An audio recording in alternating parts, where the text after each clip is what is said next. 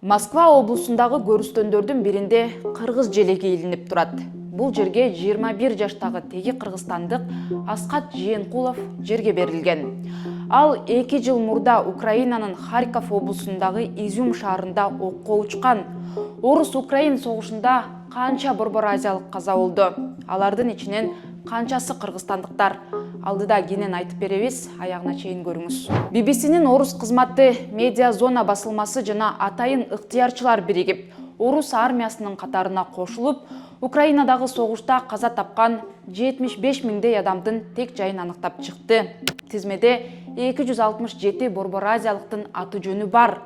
Анткени менен бул сан алда канча көп болушу мүмкүн. Себеби журналисттер ачык булактарга гана таянып маалымат топтогон.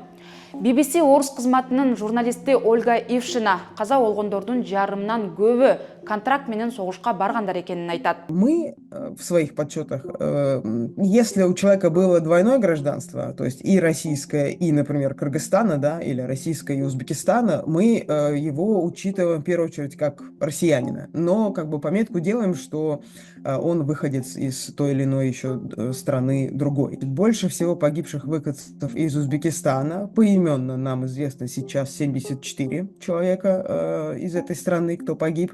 Из Кыргызстана 38 человек, вот как раз с учетом выходцев тоже. Из Таджикистана 80 человек нам известно. Из Казахстана всего вместе с теми, кто родился в Казахстане, возможно, не был гражданином, но родился, 69 человек. С Казахстаном чуть-чуть другая ситуация, там большее количество людей, кто родился, но все-таки никогда не имел казахского гражданства. Из того, что мы видим, опять же, по открытым источникам, вот там, по-моему, если вот с учетом, кто точно граждане Казахстана, там будет буквально 8-10 человек, но вот с учетом тех, кто выходец из страны, кто родился, по крайней мере, в Казахстане, вот почти 70. Из Туркменистана 6 человек. Вот такие данные, конечно, это данные не полные, это только, я повторюсь, те, кого мы смогли подтвердить на основе открытых источников. Реальные цифры наверняка больше. BBC'нин орус кызматы жана медиа зона биргеликте аныктаган борбор азиялыктардын тизмеси биздин колубузга дагы тийди. Тизмеде жалпы 60 теги кыргызстандык бар. Жарымынан көбү орус жарандыгын алгандар. Арасында ЧВК Вагнерге кошулган, мобилизацияга туш болгон, Орусиянын куралдуу күчтөрү менен контракт түзгөндөр жана түз эле армиядан ары кеткендер бар. Каза болгондордун ичинен эң жашы 20да болсо, эң улуусу 50-дө. Алсак 20 жаштагы 4 теги кыргызстандык бар. Алар Сыргакбек Өзүбеков, Эгемберди Дорбоев, Исламжан Камилов жана Эргеш Усубалиев. Булар Кыргызстанда төрөлүп, кийинчерээк орус жарандыгын алгандар. Төртөө тең армияга чакырылган. Каза болгондордун айрымдары Орусиянын ар кайсы аймагында көмүлсө, айрымдарынын сөөгү мекенине алынып келинген. Жарымынан көбү Бахмутта мүрт кеткени журналисттер чогулткан маалымат базада жазылат. Калгандары кайсы жерде каза болгону тууралуу маалымат жокко эсе. Ившинанын айтымында борбор азиялыктар тууралуу маалымат чогултуу алда канча оор, анткени интернетте алар тууралуу маалымат аз дейт.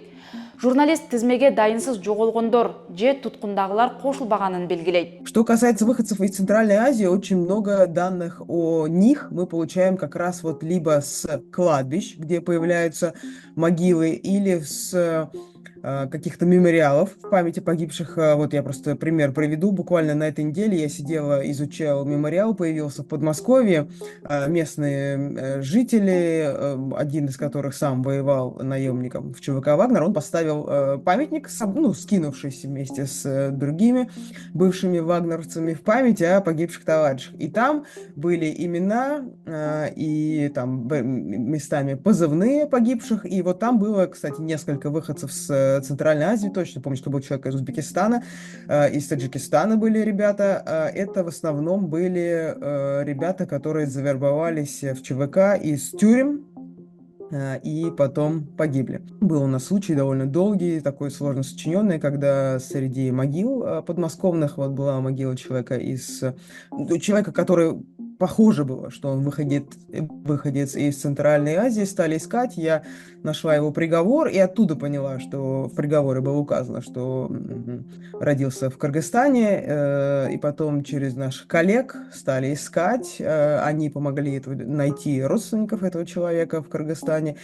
и в итоге я связалась с его сестрой, и вот я вынуждена была ей сообщить эту новость о том, что брат ее погиб, потому что да, очень часто родственники воюющих, кто вот выходцы из Центральной Азии, они не понимают, как узнать информацию о своих близких, или их запросы игнорируют, или какое-то сочетание этих факторов. Поэтому, насколько я понимаю, и для самих воюющих, и для их родственников довольно как бы сложно взаимодействовать с чиновниками, а в случае смерти человека родным бывает сложно.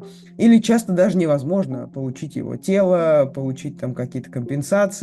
Украинадагы согушта каза болгондордун тизмеси тез-тез жаңыланууда. Күн сайын жаңы ысымдар кошулуп, сөөктү акыркы сапарга узатуу зыйнатынан видео сүрөттөр чыгат. Алардын арасынан кыргызстандыктарды издеп, бир топ группаларга баш багып жатып, Телеграмдан «Не жди меня из Украины» деген группага туш болдук. Бул жерде күнүгө 50дөй кат жазылат. Алардын көбү жакыны согушка кеткенден кийин дайынсыз болуп жатканын айтып издегендер. Украинадагы, Орусиядагы жоготууларын ачыктабаганына байланыштуу эки тараптын жоготууларын так айтуу кыйын. Анткени менен журналисттер ачык булактарга же өздүк булактарына таянып, маалымат базасын чогултууга аракет кылып келет. Сентябрь айынын башында The Wall Street Journal басылмасы эки тараптан тең каза болгондор менен жарадар болгондордун саны миллионго чукулдаганын жазды. Басылма орус тараптан каза болгондордун саны 200 000 кишиге жетсе, жарадарлар 400 000 дейт. Владимир Зеленский 27 октябрда дүйнө Түндүк Кореянын согушка аралашып жатканына реакция кылышы керек деп кайрылуу жасады. Антпесе согуш токтобой эле узарса, анын кесепети башка мамлекеттерге да тийип калышы мүмкүн дейт. І саме за рахунок обходу санкцій. Саме тому беруть у спільники все більше Північну Корею, і вже днями їхні солдати можуть бути на полі бою проти України. Україна змушена буде в Європі фактично воювати проти Північної Кореї. Буга чейин Түштүк Кореянын чалгын кызматы Түндүк Корея 1500 аскерин Орусиянын алыскы чыгыш аймагына окутууга жибергенин маалымдаган. Орус президенти Владимир Путин 24 октябрда Түндүк Кореянын аскерлери Орусияда экенин тастыктаган. Что касается наших взаимоотношений с Корейской Народно-Демократической Республикой. Как вы знаете, сегодня, по-моему, только ратифицирован наш договор о стратегическом партнерстве. Там есть статья 4. И мы нисколько никогда не сомневались, что северокорейское руководство относится к нашим договоренностям серьезно. Но что и как мы будем делать, это уже наше дело. Украинадагы согуш 2022 жылдын 24 февралында башталган. Андан бир ай өтпөй Кыргызстанга Эгемберди Дорбоевдин сөөгү келген. Ал Кыргызстанда төрөлүп, өсүп, кийин орус жарандыгын алып, Орусиянын куралдуу күчтөрүндө келишим менен кызмат өтөп жатканда согушка тартылган. Мына ушул окуядан кийин бул согушка Борбор Азиялыктардагы кириптер болгону билинген. Кыргызстандын мыйзамдары боюнча башка өлкөнүн согушуна катышкандар 15 жылга чейин эркинен ажыратылат. Украинадагы согушка катышып тирүү кайткандар дагы бар. Алардын ичинен 3 кыргыз жараны жалданмачылык боюнча соттолуп, экөө пробацияга чыкса, бирөөнү президент ырайым кылган. Ал эми согуштан кайтпай калган кыргызстандыктардын ата-энелери, жакындарынын күйүтү ичинде. Сиз медиа хабты көрдүңүз. Берүүнү мен Асель Шамилова даярдадым. Аман туруңуз.